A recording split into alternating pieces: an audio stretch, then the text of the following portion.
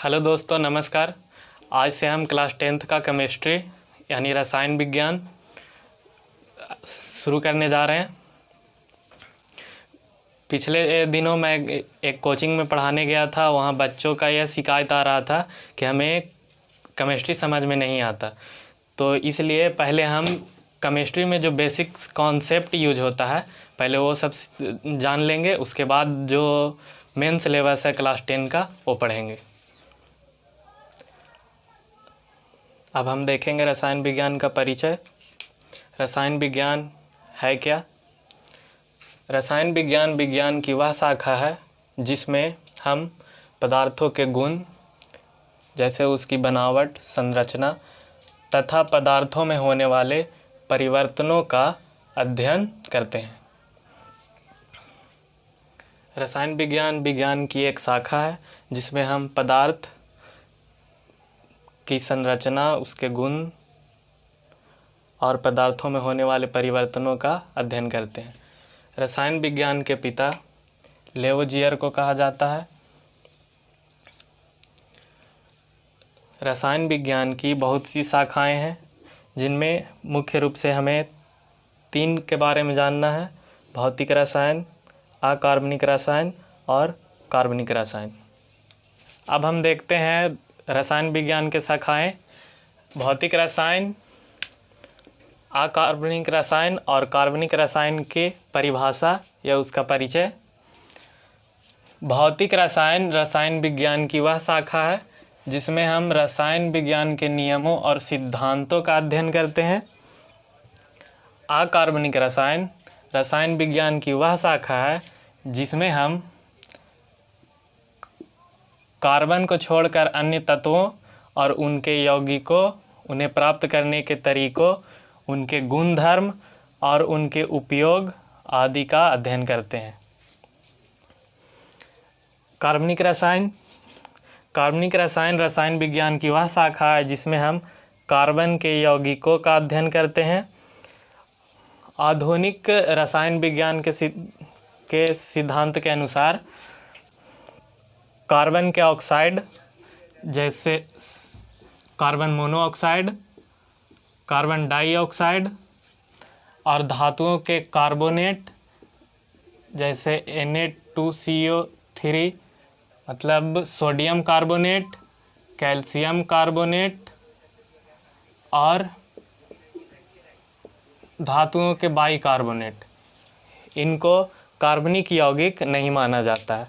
तो हमने देखा भौतिक रसायन रसायन विज्ञान की वह शाखा है जिसमें हम रसायन विज्ञान के नियमों और सिद्धांतों का अध्ययन करते हैं।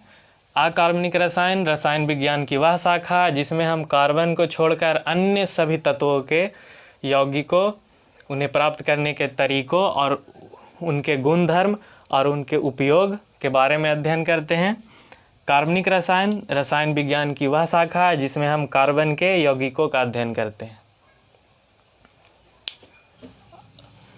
अब हम देखते हैं पदार्थ। पदार्थ क्या है? वह हर चीज़ जो स्थान घेरे, रुकावट डाले तथा जिसमें कुछ द्रव्यमान हो पदार्थ कहलाता है।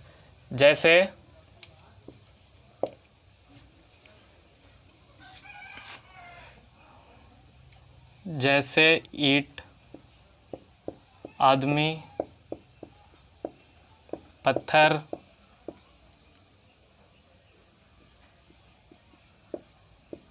हवा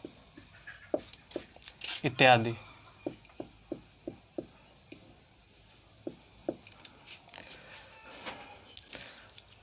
अब हम देखते हैं पदार्थों का वर्गीकरण। भौतिक गुणों या अवस्था के आधार पर पदार्थ को 3 भागों में बांटा गया है। पदार्थ का पहला अवस्था है ठोस, दूसरा द्रव और तीसरा गैस। ठोस पदार्थ की वह अवस्था है जिसमें उसका आकृति और आयतन दोनों निश्चित होता है, यानी दोनों फिक्स होता है, दोनों में से कोई बदलता नहीं है। जैसे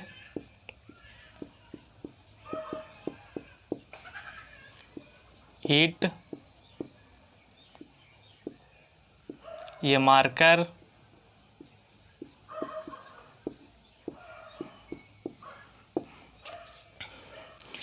ये मार्कर अभी बेलनाकार है तो बेलनाकार ही रहेगा। इसमें अगर 50 ml इंक भरा जा सकता है तो 50 ml ही भरा जा सकता है, इसको चेंज नहीं किया जा सकता। दूसरा द्रव पदार्थ की वह अवस्था है जिसमें उसका आयतन तो निश्चित होता है लेकिन आकृति अनिश्चित होता है।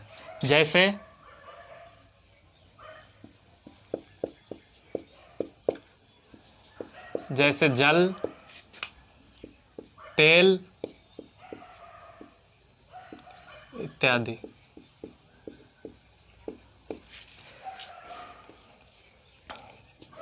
जैसे पानी को अगर हम 1 लीटर का बोतल है तो उसमें 1 ही लीटर पानी आएगा तो आयतन तो उसका फिक्स हो गया लेकिन आकृति इसका फिक्स नहीं होता है। जैसे बोतल में अगर पानी डाला तो बोतल के जैसा, लोटा में डाला लोटा के जैसा, थाली में डाला थाली के जैसा।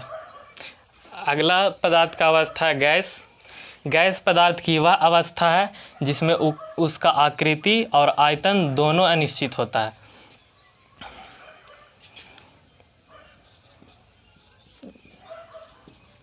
जैसे इसका सबसे बेहतर एग्जाम्पल देखा होगा कुकर में पहले जब कुकर को हम रखते हैं तो उसमें कम हवा रहता है लेकिन जब धीरे धीरे वो गर्म होता है तो उसमें गैस इकट्ठा होता है। तो पहले भी उसमें गैस था, बाद में भी गैस है, पहले गैस कम था, ज़्यादा भी गैस है।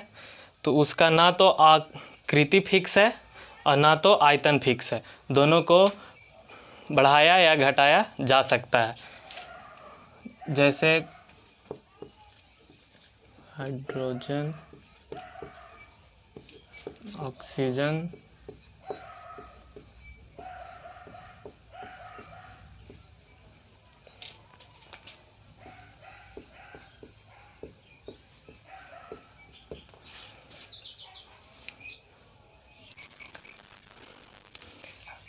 अभी हमने देखा पदार्थ की अवस्थाएं, अब हम देखेंगे पदार्थ की अवस्थाओं में परिवर्तन।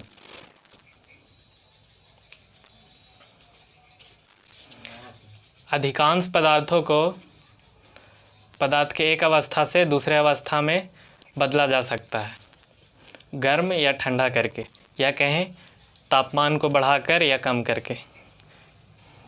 सबसे पहले हम देखते हैं ठोस को यदि हम गर्म करते हैं तो ये पिघलता है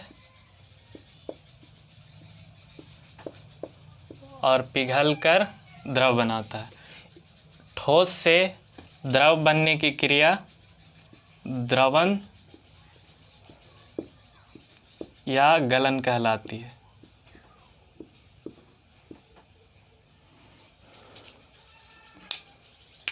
अब द्रव को यदि हम गर्म करते हैं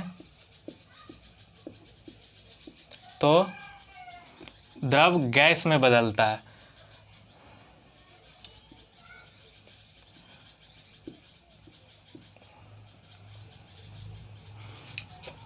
द्रव से गैस 2 क्रियाओं द्वारा बनता है, यानी कोई पदार्थ अपनी द्रव अवस्था से गैस अवस्था में 2 क्रियाओं द्वारा हो सकता है।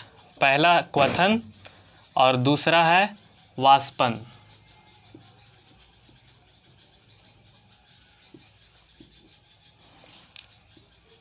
क्वथन को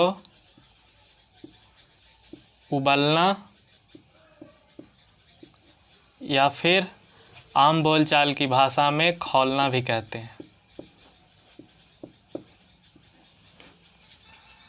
अब गैस को ठंडा करने पे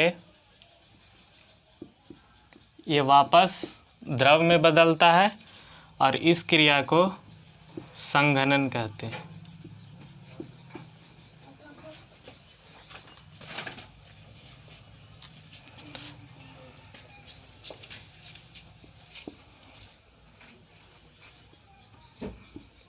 द्रव को ठंडा करने पे ठोस बनता है। इस क्रिया को हिमीकरण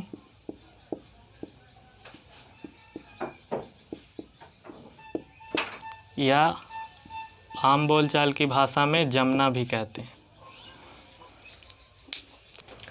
पीछे हमने देखा था कि अधिकांश पदार्थों को पदार्थ के एक अवस्था से दूसरे अवस्था में परिवर्तित किया जा सकता है। इसके पदार्थ के अवस्था में परिवर्तन से संबंधित कुछ टर्म है, इसके बारे में हम देखते हैं। सबसे पहला द्रवन। द्रवन या गलन, गर्म करने पे कोई भी ठोस पदार्थ अपने ठोस अवस्था से पिघलकर द्रव में परिवर्तित हो जाता है और यही क्रिया द्रवन या गलन कहलाती है।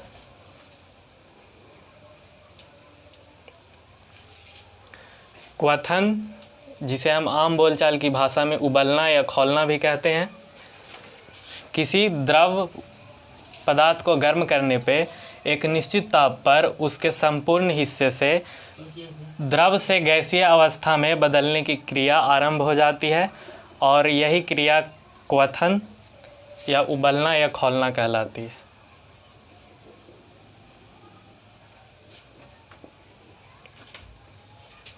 वाष्पन, किसी भी द्रव की ऊपरी सतह से द्रव का धीरे धीरे वाष्प या गैसीय अवस्था में परिवर्तन वाष्पन कहलाता है और यह सभी तापों पे होता रहता है।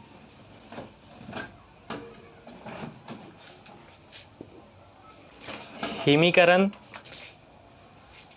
किसी भी द्रव पदार्थ को ठंडा करने पर वह जमकर ठोस में बदल जाता है और यही क्रिया हिमीकरण कहलाती है। इसे हम आम बोलचाल की भाषा में जमना भी कहते हैं।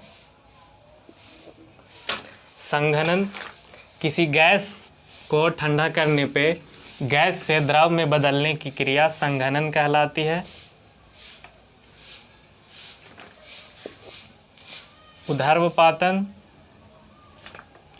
कुछ ठोस पदार्थ ऐसे होते हैं जिन्हें गर्म करने पर बिना द्रव में बदले सीधे गैस में बदल जाता है और पुनः गैस को ठंडा करने पे बिना द्रव में बदले सीधा ठोस में बदल जाता है। यही क्रिया ऊर्ध्वपातन कहलाती है और ऐसा होता है कपूर,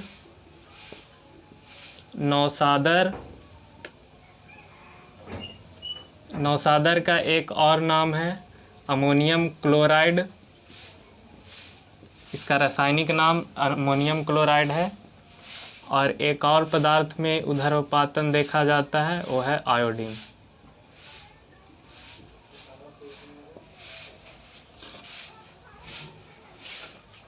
आज के लिए बस इतना ही। हम मिलेंगे अगले क्लास में बेसिक केमिस्ट्री के और कॉन्सेप्ट के साथ।